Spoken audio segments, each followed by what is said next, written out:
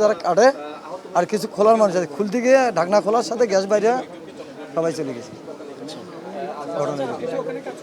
আমি ওখানে আজকে যাইনি, মানে আমার মানুষ গেছে ওখানে, যারা জীবিত আছে তাদের কাছে শুনলাম যে এই ঘটনা।